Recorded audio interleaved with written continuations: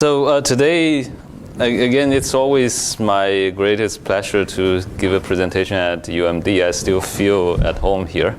So every time I have some new result, the first place I think of giving the presentation is here. So we have been, first of all, the title of the talk is actually Channel Coding Theory and Medium Access Control for Distributed Wireless Networking.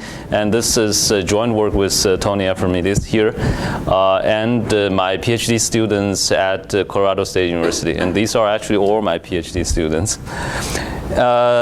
The talk contains three parts. The first part is the technical results on the channel coding theory for distributed communication, and the second part is the technical results on medium access control for distributed data link layer networking.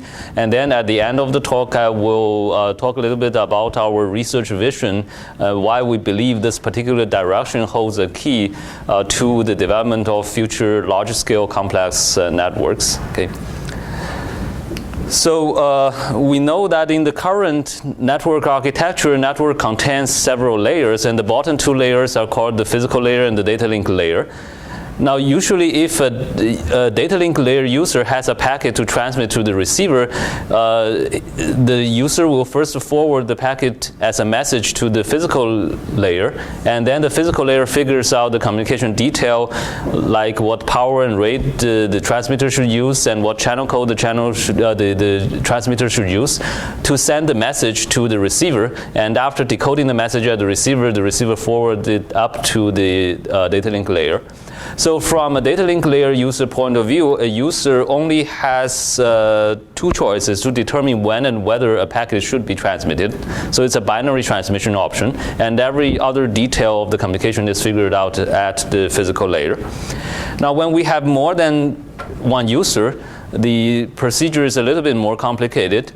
That again, when users have packets to transmit at data link layer, they first forward the packets as a message to the physical layer, and depending on the situation, data link layer may figure out a schedule during which the involved transmitters and receivers are coordinated to communicate. And during the schedule, the physical layer part of the communication will figure out the communication parameters like power and rate and channel codes, and jointly determined by the involved transmitters and receivers to send the messages to the receiver, and again the receiver forward the packets up to the data link layer. So again, from a data link layer point of view, a user only determines when and whether a packet should be transmitted. It's a binary decision, and communication optimization is done at the physical layer. And usually we expect the physical layer to report whether reliable message delivery is possible or not. And in the classical scheme, that can be figured out jointly by all the involved transmitters and receivers at the communication planning stage. Okay. Now, we know that channel accessing wireless communication or wireless networks is always an intelligent mixture of two models. One is the scheduled channel access model, one is the distributed or random channel access model. In scheduled channel access model, like Obama giving the State of the Union speech, you have users coordinated for a relatively long time duration, and during which there is no unexpected disturbance, and you enjoy a relatively stationary communication environment, and is usually used to transmit long messages. So basically users are coordinated during the schedule. On the other hand, if users only have short messages, like if you want to say hello to someone, you usually just transmit it out opportunistically, and if for any reason the message doesn't reach the receiver, you just retransmit at a later time, right? That's the random access or distributed communication model, usually used to transmit short messages or control information. Now, our conventional wisdom is that the scheduled channel access should dominate the communication activities, and therefore, based on this assumption, we essentially ignore the efficiency of the distributed communication part, because we believe that's a negligible part of the communication activities, at least in channel coding we believe so. And another consequence of this conventional wisdom is that we assume that the data link layer only involves in scheduling the communication, and once all users are coordinated, communication optimization should be done at the physical layer. Okay. However, as we can see, at least in the current Wi-Fi network, users often have short messages and with bursty arrivals, and these messages need to be disseminated in a timely manner. And also, even if users have long messages, they may not be able to enjoy a stationary communication environment due to concerns like user mobility or opportunistic spectrum sharing, etc. So we are moving through that trend. Now, a significant part of the data is actually transmitted directly using the distributed communication model. Now, if you think about this, this is what we do in Wi-Fi network. Probably that's what we will do in the future wireless networks. We actually do not have a good theory to tell us how to carry out distributed communication efficiently. First of all, classical channel coding theory does not really support this kind of communication model, at least not supporting it well. And the problem is not only at the physical layer, because if you assume the physical layer users cannot be coordinated well to optimize communication, then data link layer must get involved in communication adaptation, like the random backoff we do in the current 802.11 protocols. But in the current architecture, the data link layer user only has two options, either transmit a packet or not. It's just a binary transmission option. You cannot think about advanced communication adaptation with those simple options. So that's what we are trying to address this problem, try to develop or extend the current channel coding theory to support distributed communication models, and also try to enable advanced communication adaptation at the data link layer. Okay. So this is the physical layer or channel coding part of the story. I would like to first compare the basic assumptions that we make in scheduled channel access and in distributed channel access. So there are four basic assumptions that are different. The first assumption is in scheduled channel access, we assume users are always backlogged with messages. So you can assume each user has an infinite number of bits to transmit. While in distributed channel access, we assume bursty traffic, that occasionally a user may not even have any message to transmit. And in scheduled channel access, we assume channel codes are jointly determined by the transmitters and the receiver. While in distributed communication, we assume channel codes should be determined individually by the transmitter. Now, to give you a very simple example, in a Wi-Fi network, a transmitter may decide to transmit a packet or not, depending on whether he has a message or not, right? So this is a simple example that the user can choose a non-zero rate versus a zero rate. Usually, user makes such a decision without even telling the receiver, right? Now, in scheduled channel access, receiver always decodes because everything is coordinated. The only task of the receiver is to make his best effort to recover the messages.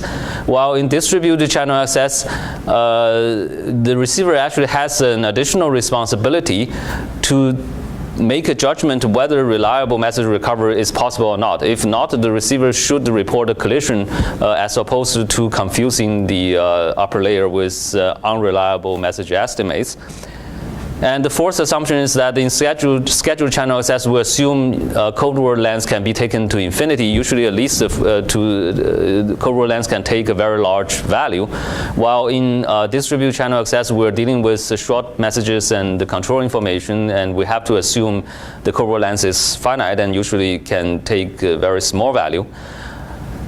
However, they do share some common assumptions. For example, if we are dealing with noisy wireless channel, so long as you want to achieve reliable message or low error probability under any condition, you have to use channel code to achieve that. So you cannot get away from channel coding. And in the rest of the talk, I will assume the channel is known to both transmitters and the receiver. This is actually, this can be relaxed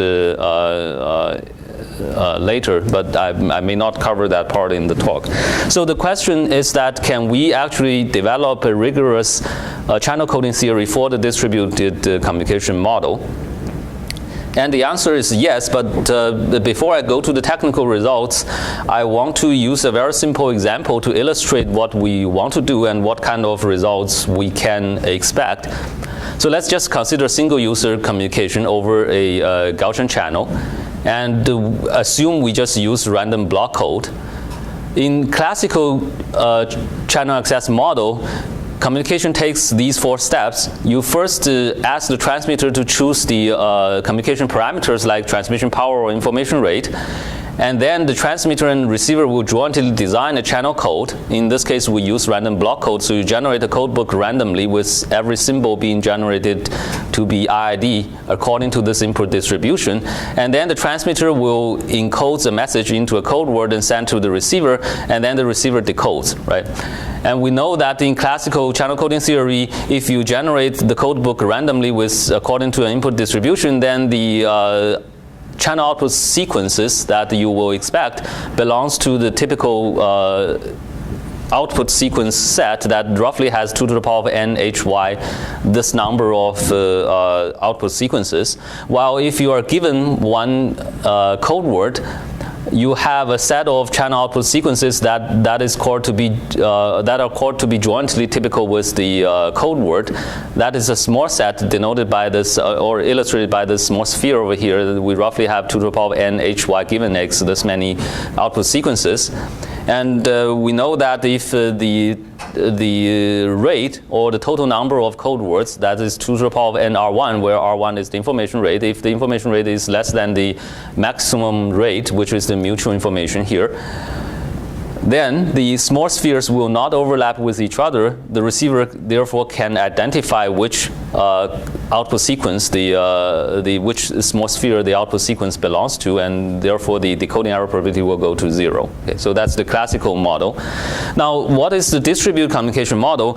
Our usual understanding about distributed communication is that if I'm transmitting with certain power and rate, and I feel I want to increase my power or increase my rate, I should be able to just make that decision by myself without sharing the decision with anyone else. If I have to negotiate with anyone else or jointly make that decision with someone else, that's coordinated communication. Okay, so to enable that capability, we assume transmitter and receiver jointly choose an ensemble of codes. So here I have 3 codes. So these are predetermined and shared with the receiver. And to make things interesting, I have 3 codes. 2 of them have the rates less than the maximum rate, and the red code has a rate larger than the maximum rate that the channel can support. Now, when communication starts, I want the transmitter to have the capability to randomly or arbitrarily choose a code and then encode his message and send that code word to the receiver. Now, at the receiver, the task is that the receiver needs to make a judgment whether reliable message recovery is possible or not. If yes, the receiver should decode, and if the answer is no, the receiver should report an outage or a collision. Now, what we can expect is the following. Because the rate of the black and blue codes are both less than the maximum rate, if you sum the code words together, the number of code words together, the total number is still less than the maximum number of code words the channel can support. And therefore, according to the classical theory, the black and blue spheres do not overlap with each other with very high probability. And therefore, if you actually use one of the black or blue code words, there's no problem. The receiver will identify which output small sphere the output sequence belongs to. However, it becomes interesting if you transmit one of the red code words. We know there are too many red spheres, and they are everywhere, overlapping with everyone, and they are overlapping themselves.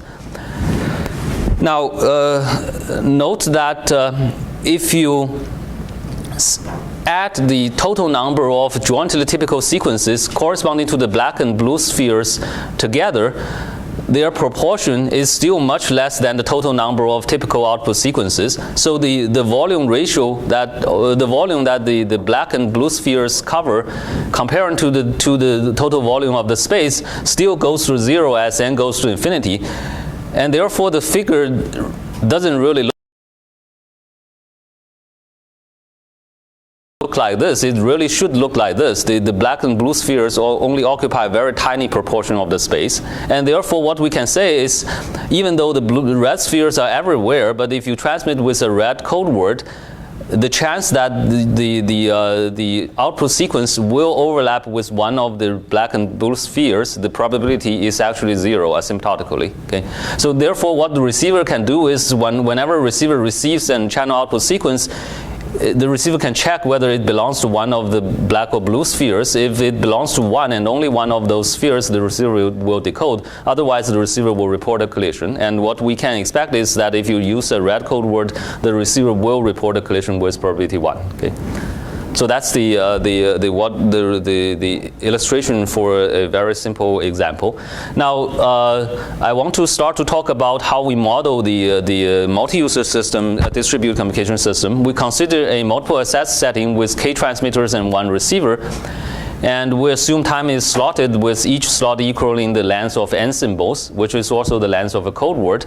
And we assume channel coding only applies within one time slot or one packet. So this doesn't actually prevent you from considering further coding scheme across different time slots, but our problem formulation only focuses on one time slot. You can think about that as one-shot communication. Okay? Now we assume that at the beginning of the time slot, each transmitter will choose its channel code. That is denoted by a code index parameter gk for user k here. And after the channel code is chosen, the transmitter will encode a message of n rk bits, where rk is the rate of the channel code gk. And the transmitter will encode that message into a code word and send to the receiver. Now we assume that the coding choice, the channel code choice of each user is unknown to, it's not shared with any other user or with the receiver. So basically, whether reliable message recovery is possible or not is unknown to any particular user. And the receiver has to make a judgment on that. And we assume discrete time memoryless channel. That's the same as in classical model, modeled by a conditional distribution here. Now this is the coding model that we assume that in each time slot, user can choose a code. So to enable that, we assume each user has a code book that contains multiple codes, basically multiple classes of code words. Here, in user K has M codes, where M is a finite number, integer. This blue circle circles the H code that has 2 to the power of n RKH code words. RKH is the rate parameter over here. So we assume the receiver knows the code book that contains the ensemble of codes, but the receiver doesn't know which code is chosen by the transmitter. Okay. We assume random block coding. That is that we assume the code word symbols of each code is generated to be IID according to an input distribution, but the input distribution for different codes can be different. Because we assume the receiver knows the code book, this actually can be achieved by sharing with the receiver the codebook generation algorithm and synchronize with the receiver on some random seed when you start to communicate. So it doesn't really imply any heavy online information exchange. And the model of the random block code was originally proposed in 2007, and we extended here to support multiple coding choices. Okay. Now, at the receiver, the receiving model is that the receiver will choose a region of the code index vectors. Remember in the figure that the receiver has the black and blue spheres that if you form the output sequence falls into one of those small spheres, the receiver will decode. Here the receiver actually does the same thing. The receiver chooses a region of code index vector. Each code index parameter corresponds to a code that is a group of code words. So a code index vector corresponds to a subset of super code words that contains the code word of all users. And the region of those code index vectors is still a subset of all possible code words that can possibly be transmitted by the transmitter. So the receiver chooses a region of these. And then once the receiver receives a channel output sequence, the receiver will check whether the output sequence is jointly typical with a particular super code word in the region. If it is jointly typical with one super code word and only one super code word in the region, then the receiver will decode. Otherwise, the receiver reports a collision. Okay.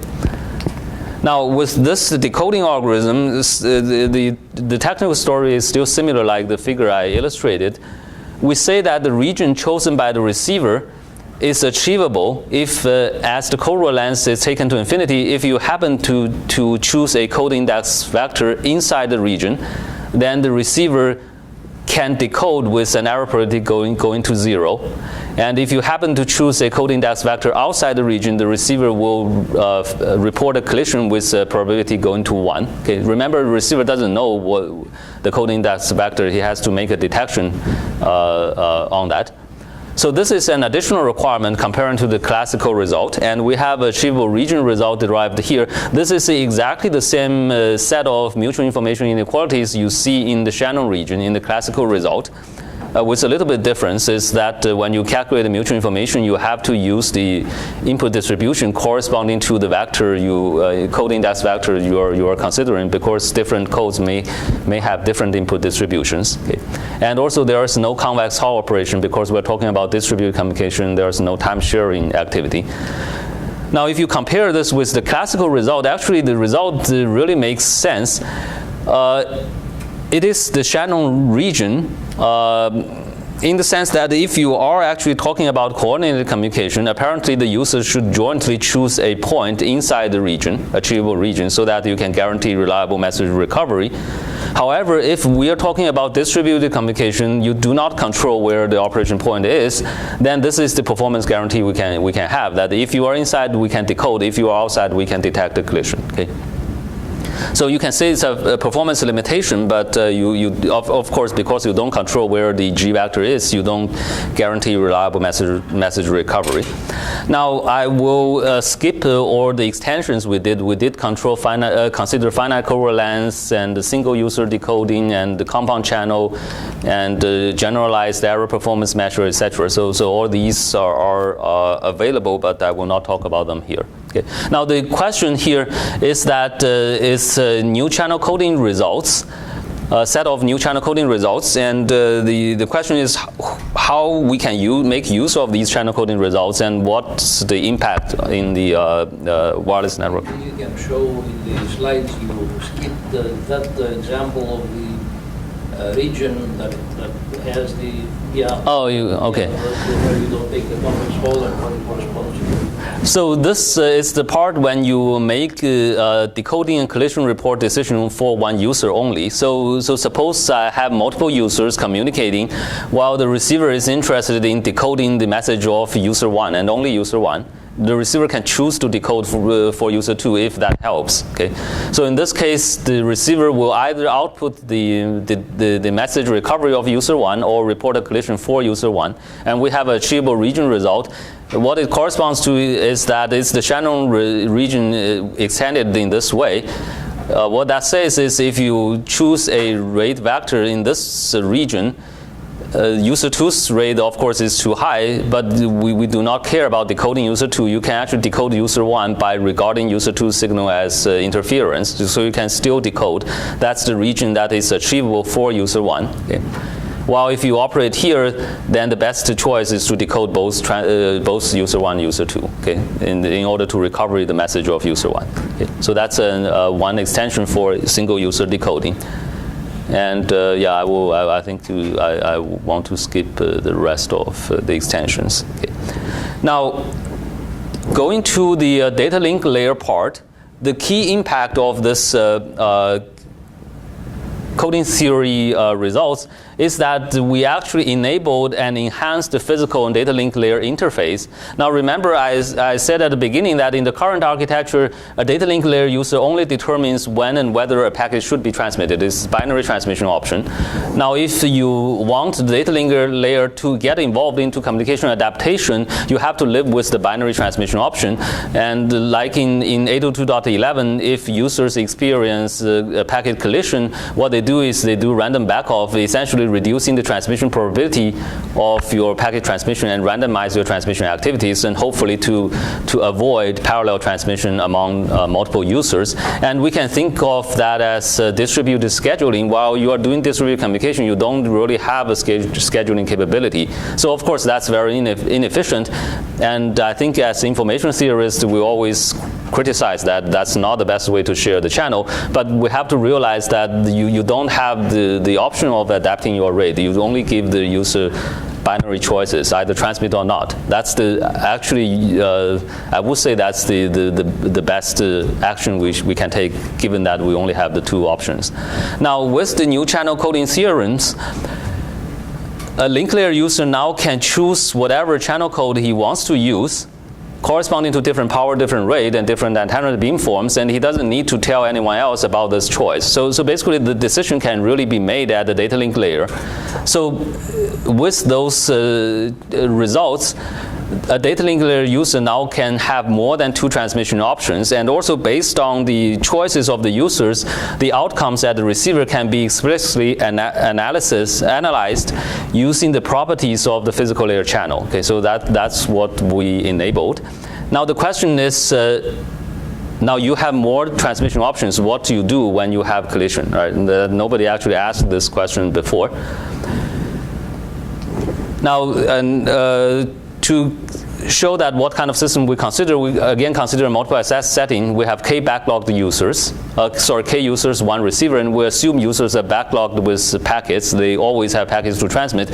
I know I explained before that we shouldn't make this assumption, but we do that because we can already ask this question under this setting, and we don't need to deal with the bursty packet arrival yet. We can first understand that under the setting, and then we go to the bursty packet arrival setting. And we assume each user is equipped with m+1 transmission options corresponding to m+1 codes, that they are denoted by GK0, GK1 to GKM, and we assume GK0 always refers to the idling option. And to model communication adaptation, we assume each user maintains a transmission probability vector that contains the probability corresponding to each of the transmission options. Now, given the vector, we say that in each time slot, the user K chooses transmission option GKI with probability PKI. Okay, so communication adaptation is really how users should change or revise this transmission probability vector. Okay. If they are backlogged, why are they transmitting probabilistically? To avoid collision.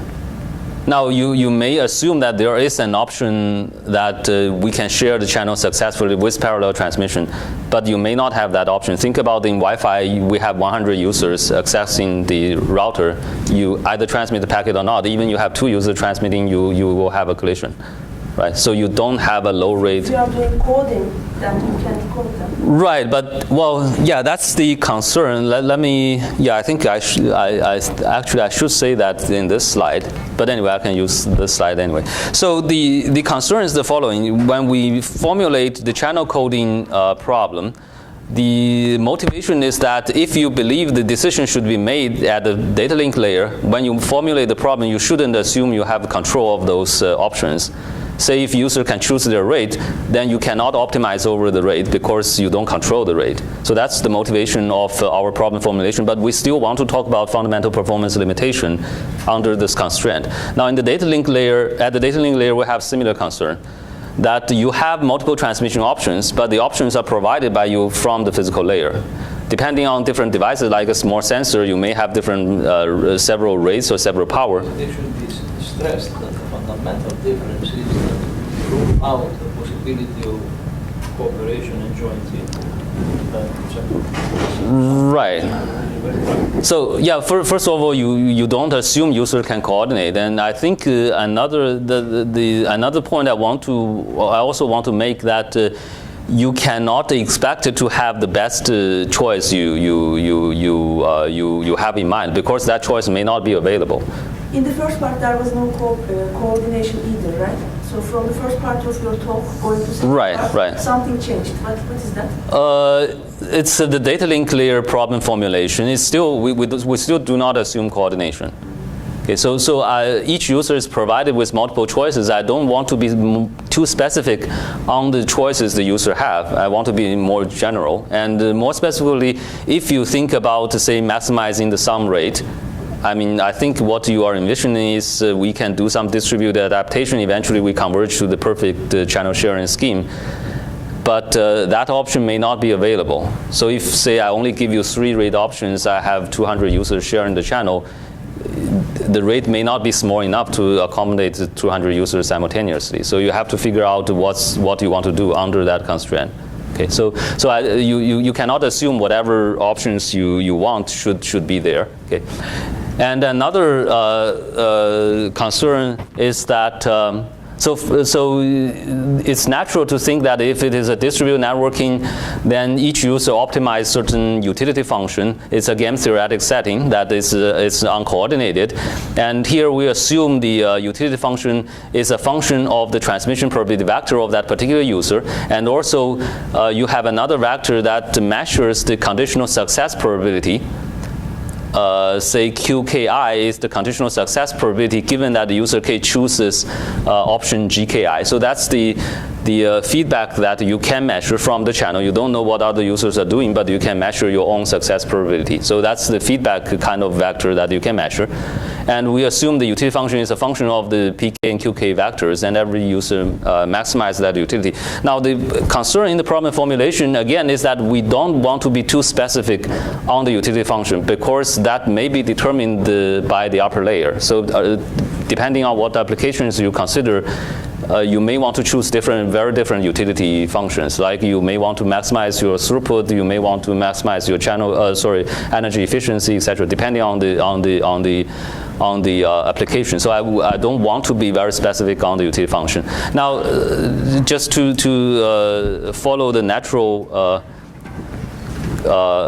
consideration that in game theory we know that if the utility function is concave in PK for every user, then natural equilibrium exists. But of course, it will be nice if we can guarantee that there is only one unique natural equilibrium. If that is the case, then you can link the utility function to where the system will converge and to understand how you should choose your utility function, etc. So our basic objective is we want to have a unique natural equilibrium. And of course, we want to understand what does that mean exactly. Okay. Now, as I said, I want to use a very general utility function that does not force me to consider throughput maximization or energy efficiency optimization. So this is our attempt of designing a general utility function. And you will say, like, wait a minute, this is very complicated and very specific. How can you say it's general? Now, I want to explain exactly why we mean it's a general class of utility functions. The idea we have is when you think about multiple users sharing the channel, we want to compare that with a social event, like a group of users going to a party. Now, if I ask you what exactly is the utility function you are optimizing when you go to a party, you probably yourself cannot say. You don't know what kind of utility function you are optimizing. But we can say that your behavior is guarded by two principles. The first principle is your self-behavior expectation. So suppose you are going to a banquet of a technical conference, you have some kind of expectation that how you should behave at that banquet, right? So you may chat with friends, drink a little bit wine, and talk about research and jokes, etc. But that's before you go to the party, you have that expectation. That's your target. We want to model that using a mathematical term. That's this part of the term. That is a scaled KL distance term that try to keep your transmission probability vector, which we think as your behavior, around the targeted transmission probability vector PK star. Okay, so this is actually what you think you should behave before you even receive any feedback from the system. Now, why we choose this KL distance term, that I would say the research is still in its very early stage. This is just a technical choice to enable us to derive the results. We don't have further explanation why we should choose this. Okay. Now, the second principle is your social behavior preference. Before you go to a party, you probably have a good idea how you should respond to the feedback of the system. Like I'm giving a talk here. If I see everyone is very excited, I probably will adjust my speed accordingly. If I see everyone is bored, I will adjust my speed correspondingly. So you have this well thought about before you go to the social event. Now, we want to model that using this term over here. That's the summation of probability multiplies a measure of the feedback. That for every option you have a targeted feedback that you expect to receive from the system. Depending on the feedback is better or worse, you have a measure about whether you are welcomed by the system or not welcomed by the system, and you will adjust accordingly. So this term models the social behavior preference. So overall, it's a summation of the two terms, and we have a scaling parameter hk here. So the reason I say this is a general utility function is that so long as you give me the targeted feedback vector gk star, and you give me the targeted transmission probability vector pk star, doesn't matter how you get them, then I can talk about the utility function optimization. And depending on your objective, you may determine those targets in very different ways. And we have certain constraints. The social behavior term is, we call that is unbiased. If your feedback equals your targeted feedback, then the driving force from the system should equal 0. Otherwise, it's not unbiased. Okay. Now, of course, with this setting, we can guarantee that the utility function is concave in pk for every k, and therefore natural equilibrium exists. Again, we want the natural equilibrium to be unique. And we have an additional question how we should determine the targets, right? The transmission probability vector target and the feedback target. Now I want to explain to you that in our classical system, even when users only have two choices, either transmit packet or not, we actually have these targets understood in the current literature. So again, let us consider a multiple access setting where each user only has two transmission options, either transmit a packet or not. So it's a classical system, everything else is the same. And we assume a homogeneous setting that all users are logically equivalent. Now, assume that the channel is chosen such that if you have less than or equals n users transmit in parallel, then you don't have collision. All users all packets can go through the channel. And if more than n users transmit, then you will have a collision. Non-packet will go through the channel. Okay. Now, in this setting, back in 1988, we showed that if your objective is to maximize the sum throughput, then the optimal transmission probability. Yes. In this case, you don't consider the possibility that the collision is partial. That is, that you can. So you say either you decode all of them, or there is a collision nobody gets. If you consider homogeneous setting, you want every user to achieve the same throughput, then that doesn't make things different. I mean, you can consider partial collision, but your result is the same. Okay, so but of course, if you don't have, say, different users have different objective, then the things will be complicated. But let's just start with a simple example. Say it's a homogeneous system. Each user wants to, all users wants to achieve the same throughput, and I want to maximize the sum. Your assumption, you say if it is less than or equal to n, it's success. If it is more than n, failure for everybody. Right. If they use the same they only have two options, right? If they use the same rate and the channel is homogeneous, I think if you simultaneously cross the rate limit, then you do have all of them fail. You cannot decode any of them.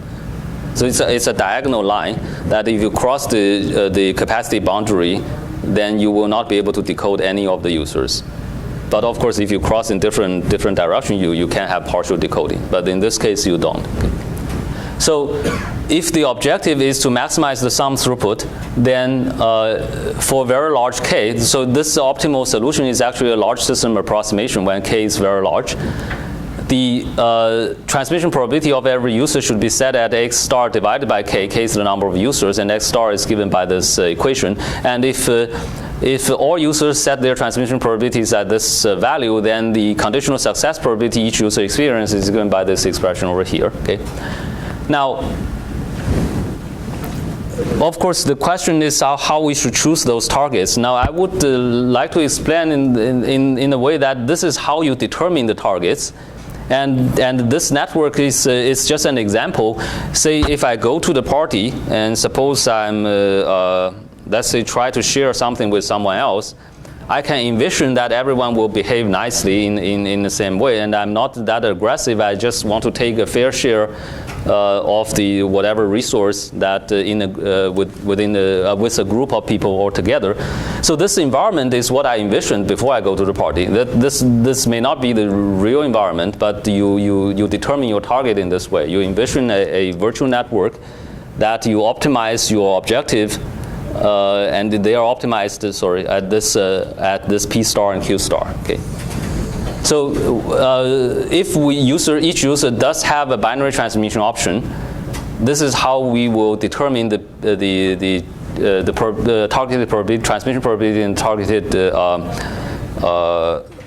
conditional success probability. Of course, we have an additional problem of estimating the total number of users that may be unknown, and I want to skip that part because that's a very tricky question behind this. So just temporarily assume that you know the total number of users. Okay. Now, if each user has more than 2 transmission options, then we can make such calculation for each particular transmission option, and we list all the success probability targets together as a vector. That's how we will set the Q star vectors. Now for the transmission probability vector target, that's a little bit complicated. If I only have the idle option and option 1, I know what optimal transmission probability I should use. Then I have this vector. If I only have idling option and option 2, then I know what's the optimal value. Then that's my targeted vector for these 2 options. Now my actual targeted transmission probability vector is a weighted sum of all these vectors together, and I call this weights the steering vector. They take values from 0 to 1 and they sum together to be 1. So basically, you know what you should do if you only have 2 options. And when you have multiple options, I will have a steering vector to determine where I should go. Okay, so that's how we set the targets. And of course, after this setting, this is the utility function we optimize. We optimize that not only over the transmission probability vector, but also over the steering vector to determine what's the best direction we should go. Okay. Now the result we have is based on this game theoretic setting with this utility function is that if this inequality is satisfied for all users and all transmission options, then the natural equilibrium will be unique. And I want to explain what this exactly means. It's about the scaling parameter hk here that determines how much weight you should put on your self-behavior preference. And of course, you can understand if I put a very heavy weight on the self-behavior preference, then this term will dominate. That means I go to a party, I always behave what I want to behave. I ignore the social force from the system. And of course, if you do that, there's no problem. You will get a unique natural equilibrium. But the result says that the value hk can take doesn't scale in the total number of users. It doesn't scale in the total number of transmission options. So it's not a very... So I don't know how deep that result is. At least it's an interesting result. If I don't tell you, you may not be able to make that conclusion intuitively. Okay. Now, next, by just looking at the self-behavior preference term, if you fix the steering vector, the shape of the term looks like a basin here. Try to keep your behavior around this targeted point. Now, if you consider that I will optimize over the steering vector, then the term after steering vector optimization becomes a belt. You try to keep your behavior in this belt region, which is a proportional combination of your targeted behavior corresponding to different transmission options. Okay, so that's the effect of this self-behavior preference. And the social behavior term, I don't want to talk too much about it. It's more related to the actual utility you are trying to optimize. Okay, so after that, in a simple simulation, we can show that we have 15 users, multiple SS setting, and each user is over a random Gaussian channel, and the users use random Gaussian block code with the same power. But each user has 3 rate options. I would just say it's a high rate, medium rate, and low rate option. High rate only allows 1 user to transmit simultaneously. Median rate allows 3 users to transmit simultaneously. Low rate allows 7 users to transmit simultaneously. And again, if you want 15 users to transmit simultaneously, you don't have that option. Okay, so the rate is not low enough. Now, if the objective is to maximize the sum throughput, option 1, the low rate option, is optimal. And you by running the game theoretic optimization, all users will converge to option 1 with the best transmission probability that corresponding to option 1. Now, if the objective is to maximize the sum throughput minus certain energy cost, and I choose this parameter just to make the second median rate option to be optimal, okay, and then you run the game theoretic optimization, all users will converge to option 2. that gives you the best utility. Now the message here is the following, that I can have a unified problem formulation for game theoretic utility optimization. If you only give me two transmission options, either transmit or not, the system will behave more or less like the random backoff system we have in 802.11. But if you, that's the part that we always criticize, that's the not best way you share the channel, but again, we only have that choice. Now, if you do give users more transmission options, they behave more or less consistent with what we predict in information theory. Okay? So that's the message I have here. And again, I don't want to talk too much about the detail because it's still in early stage. Now, what do you mean by converge? Users converge? So the transmission probability will converge to say. Something iterative here? Yeah. Well, users distributed optimize their transmission probability vector, and eventually that vector converges to this vector, which is idling option and option 2. So in this particular example. How do they change those probabilities? There's a feedback, I guess. Feedback is the success, conditional success probability that you measure. And what we do here is you have 500 time slots that the user measure their counts how many times I succeed. Show the exact step of the algorithm.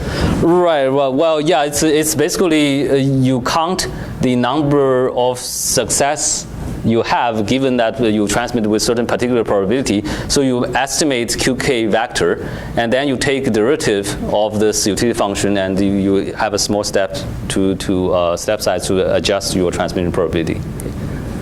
So what I want to ask was, have you had any, I don't know if you try to do it or not and whether it's doable, but in the case where you approach the behavior that information theory would dictate, the multiple options, have you got any conditions or distance from what, so you know what would be if they were allowed to cooperate, you would have what they should use. Now with this method, are there any? If you do give them rate low enough, they do converge to the low rate option that everyone transmits in parallel, the probability will converge to 1. So that's. You have that well, there are actually more complicated questions. That I can easily run a simulation to show that's the case for the sum throughput optimization. Okay. Now the tricky question that I hide behind this is that given the utility function, say you want to optimize sum throughut minus some energy cost, you would hope that this is the network I envisioned in my mind in order to set the targets. Now, if I actually give the actual network you envisioned to you, you should converge to the best option, right? If I have multiple options, that's actually not easy. You can have a utility function that you can show. Actually, in this particular case, option 2 is optimal by doing the math computation. But if you are not careful, everyone you will stuck at another option, so you say option 1. Now the understanding is the following. So based on my envisioned network, based on my calculation, I know option 2 is optimal. But when I behave in a social environment, I want to know how much benefit I will. It depends on how other people behave, right? If other people all choose, say the third rate option, I'm willing to adjust my rate a little bit, say adjust my probability a little bit to go toward the best option, but it may hurt myself. So there are situations, in this situation, when you adjust to the best rate, the best option, it always benefits you. Doesn't matter what other people do. In this case, if you adjust to the best rate, it will hurt you. But if you are willing to sacrifice certain amount of your utility, say 10% of my utility, I'm willing to go down 10% if that supports the best choice I believe, then I want to go that. I want to do that. Then that will help that everyone will converge to optimal option. So it's not that simple.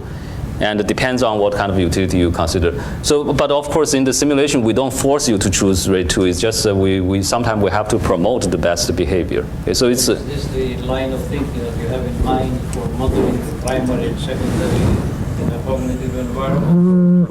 Yeah, sort of. I would say the message here is, well, again, it's still in its early stage. I don't want to be conclusive saying what we did correctly, what we did maybe not that correctly. But since I feel at home here, I would just say what I believe. I believe, yeah. But in a cooperative game, right? You try to cooperate. So when you are giving some of your benefits to help the group, right? This is called negotiation. So there's a whole theory of bargaining and negotiation about how I negotiate to help. Now, the tricky part is that this process can be very slow. There are alternative mechanisms that are substitutes to negotiation, and they actually get the welfare optimum. Okay. Yeah, well, I would say my feeling is that comparing this with a social event probably is the right path, but there are tons of social behavior questions that how you should behave. Just say you go to a party with a group of people, you have your target and you have your social behavior preference, how you should behave if other people are behave very differently and they are against you, right? I mean, it's you may have your mind how you should respond, but that may not be wise. But the fact that you have a minus and a weight, right? Geometric. Right. You already have a game. Right. Well, that weight is actually just how persistent. That's what I'm saying. You maximize its utility. The utility has two parts. Right. Positive and a negative. Right. Measured by weight. Right. It's a game in its own right. Right. Yes. You do trades. You're trading your individual behavior versus the social behavior. Well, right, and I would say yes and no. Yes is that if you look at just a mathematical equation and you assume you will make adaptation by just taking the derivative of this mathematical equation, then nothing. Okay. I actually have results that they can get you to the welfare optimal without even knowing the function of the utility. Okay.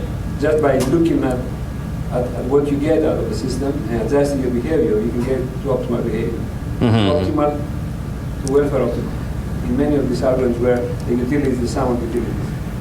Okay. Well, because if I start asking how you're going to estimate the function, how are you going to estimate? Well, I think in the actual simulation, what I do is a little bit different than what I showed here. Say in this particular example, I'm not directly using this function that I showed here. That in certain cases, so I may turn off this function completely. Say, what do you do? How do you? I will say after estimating the conditional success probability vector, I will compare the term corresponding to each options. Okay, that's basically if I increase my transmission probability there, what benefit I will receive.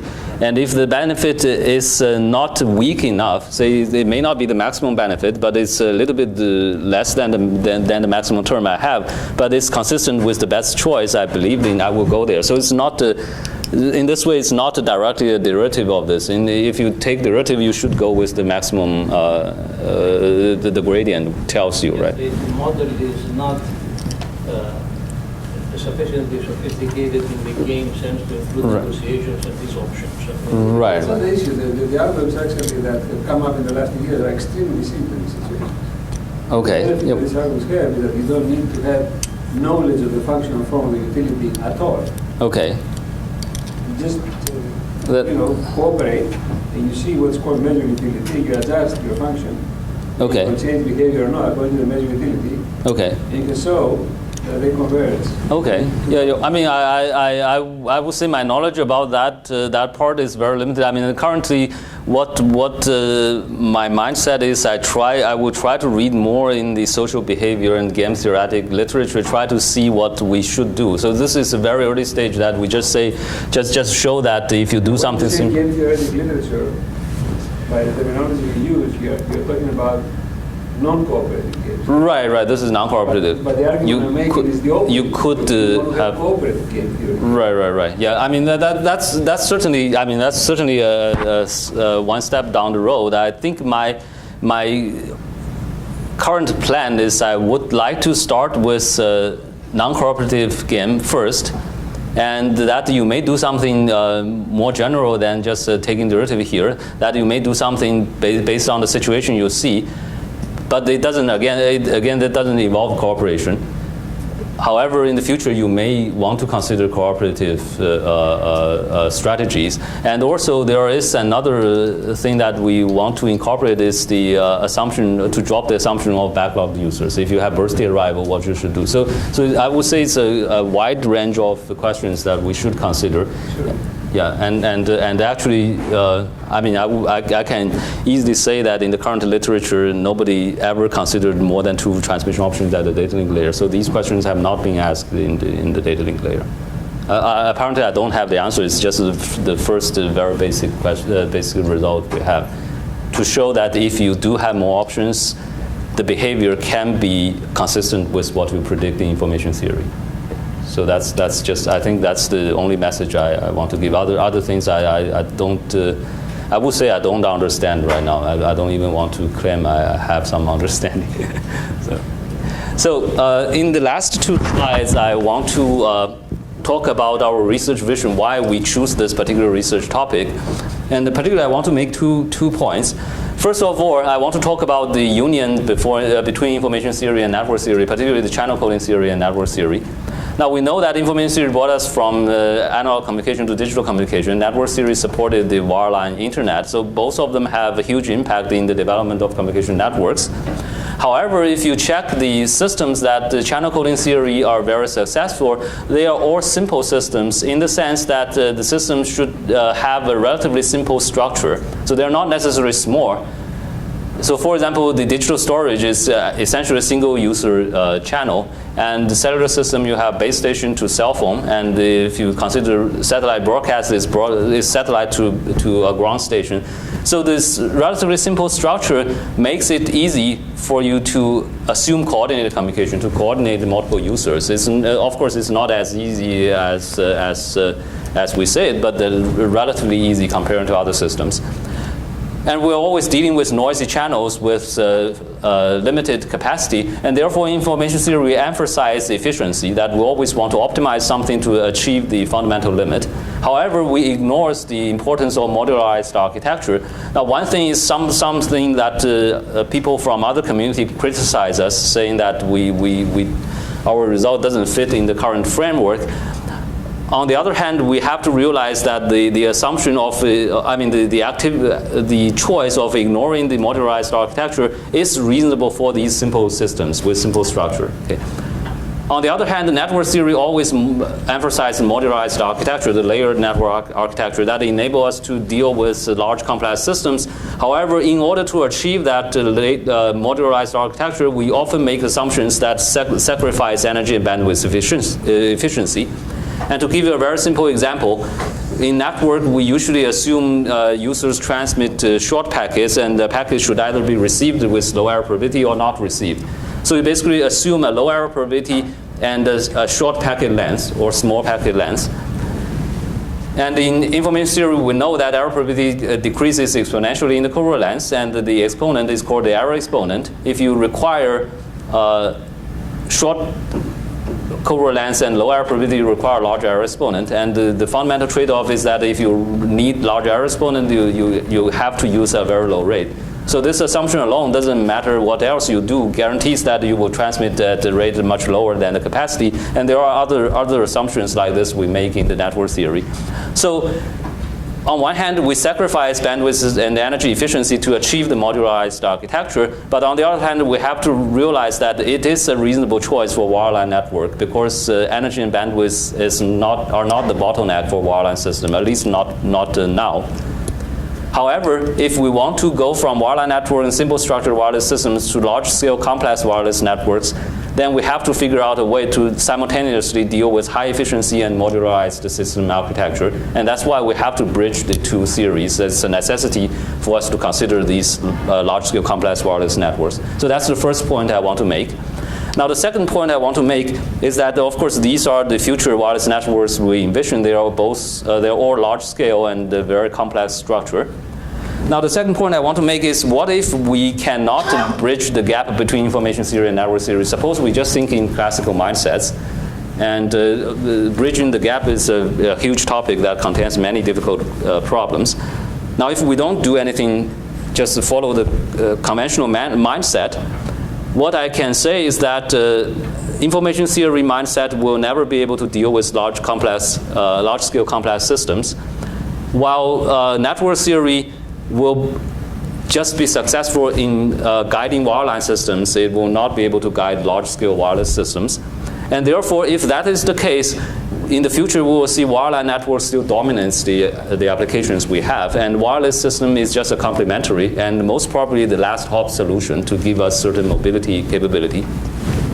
Now, if that is the environment, we can think about how to bridge the gap between information theory and network theory in that environment. If we don't do anything, that's the direction we will go. Now, if you consider that environment, a network with a very strong wireline backbone, and wireless is only just the last hop, then you can formulate your problem by considering only the physical layer and data link layer, because once your packet enters the wireline network, you don't need to worry about efficiency anymore. That's not the bottleneck. While the key problem here, if you only consider the bottom two layers, the key problem is the distributed networking problem, because that's exactly the place where classical theories fall apart. We don't have a classical coding theory supporting distributed communication. We cannot consider advanced communication adaptation at the data link layer. Right? So that if we can understand how to bridge the gap in such an environment, then probably that's a very significant step forward toward the ultimate union of information theory and network theory. So that's all for today. Thank you very much.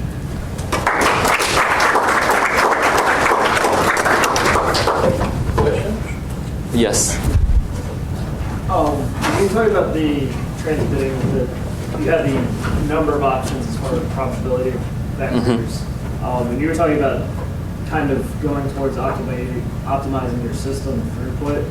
Could you would it be possible to take an alternative approach in terms of like quality of service guarantees or like high priority, low bandwidth traffic?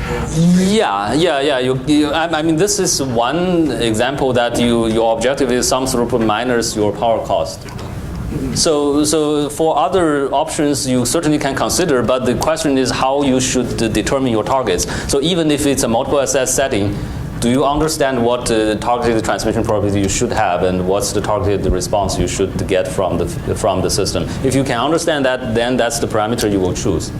The P star and Q star parameters you should choose, and then you use the same set of utility functions to run the game theoretic optimization. Yeah, that's what I envision. But in the current literature, I think if you want to optimize some throughput, we understand where the optimal targets should be. And if you add a little bit the energy cost, you understand where the target should be. But in a more general setting, we probably don't understand that yet. This is a very reasonable modification, that you shouldn't be single-minded about just the rates and achieving capacity and other things. But they won't make the problem any easier if you formulate it that way. Right. I mean, it will probably be much more complex. It will modeling reality better. Right. I mean, it's a formula. Right.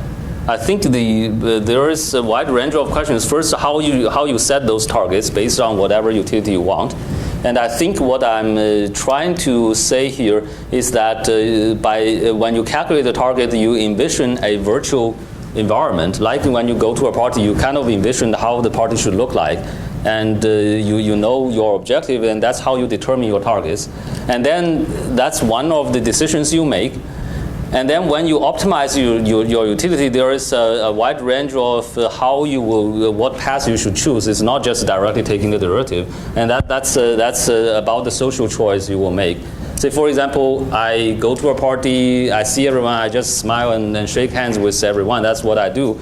But that doesn't guarantee it will be wise, right? They may not achieve the objective you want to achieve. You may have a unwise solution, but that's what we do. Right? To my mind, it will be very interesting to see whether you can steer a little bit the investigation in one direction, namely in the cognitive environment where you just take one primary and one secondary and say in some way you want, as you were saying, to guarantee the performance level of the primary and see whether that where this framework leads? Right, yes, I would, I think at least one direction is toward that direction, but I want to, I think the problem I have in mind is I want to add an additional feedback.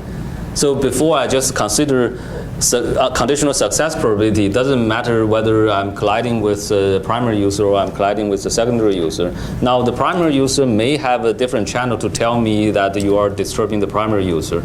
That's a different set of feedback that you may consider, but you can, if that feedback is available, you can still put it inside this framework. Yes?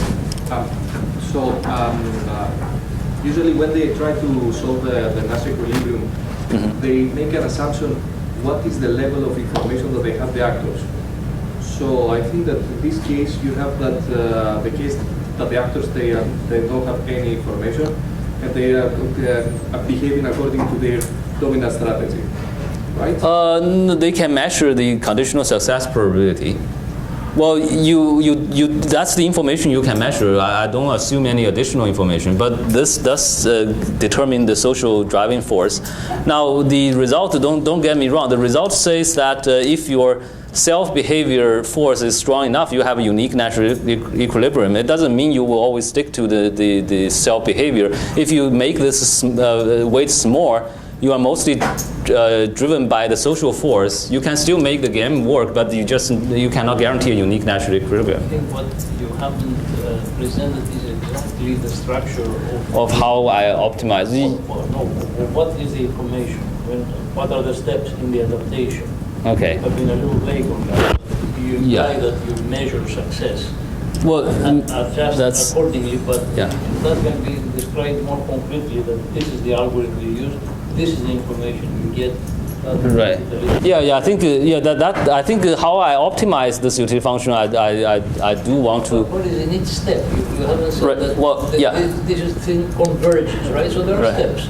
So in step K, what happens? Right. So basically, given that currently I have the transmission probability vector like whatever I have now, I will keep the systems running for 500 slots. And I transmit according to the transmission probability vector I have to choose different options. And for each option, when but you didn't come through. I mean, right. Yeah. I understand that. But I mean, I just try to describe what exactly I do in the simulation. So during the 5 time slots, you count how many times I use transmission option 1 and how many success I have, then you use the number of successes divided by the number of transmission. The 500 slots is irrelevant. What is relevant is to say step 1, I estimate some way with 500 slots, with 1 million slots, I estimate my QK, and then I adjust my rate. Right. So I mean, this is. These are right. Okay. Yeah, I mean, these are actually just the 2 steps I do in this example. So 500 slots, I estimate QK vector, and next I say PK equals PK plus step size multiplies the derivative of the utility function, and everyone does that, and eventually it will converge to some solution. But it's a little bit more complicated here. It's just that's. I have a bit of a high-level question. The last slide that you had, I talked about link layer and data link layer and physical layer. Do you envision a scenario where you might have to incorporate like some sort of routing idea into this, like maybe not a traditional point-to-point, but right now, my vision is that if we don't do anything, then in the future we'll have wireline network dominates the network world, and the wireless is only the last hop solution. Like in the LTE, where it's converging to smaller picocells. Now, in this environment, and if we agree that energy and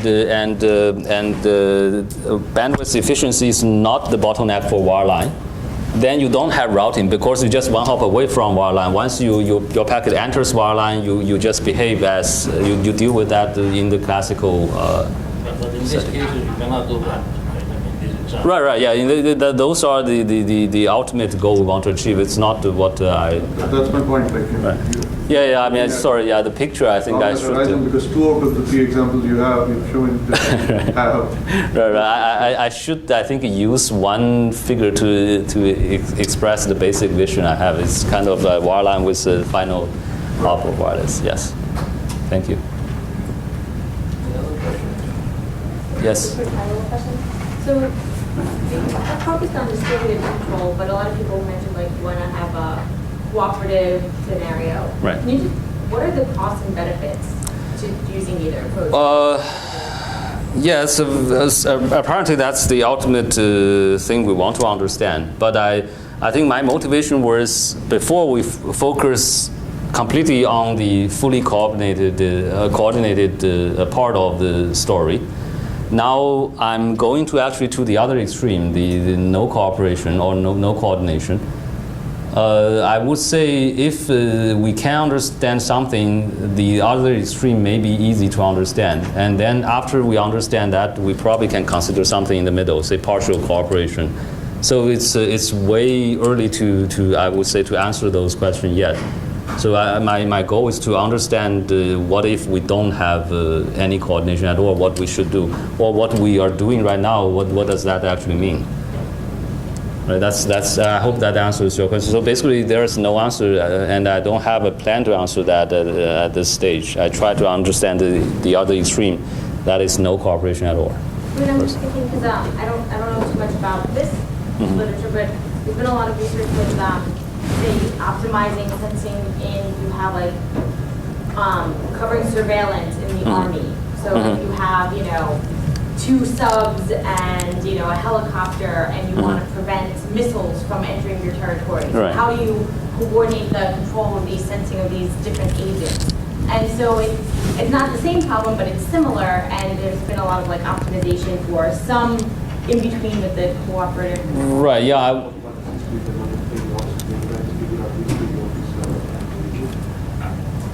The similarity of that problem is very I guess, yeah.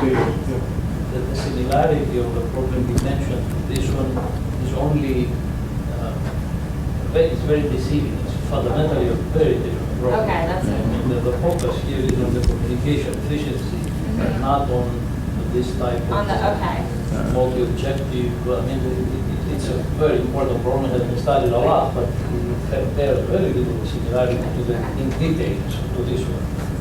But this is the value of this is that it's a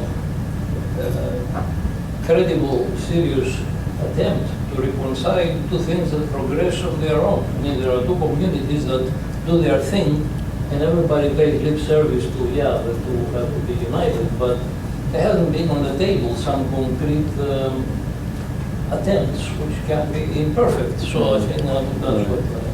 Yeah, that's what we're trying to achieve, but apparently it's way early to say. I mean, I think the message is here, I at least see an area that needs to be addressed. I don't claim that I understand anything yet. Okay, well, thank you again, Roger. Yeah.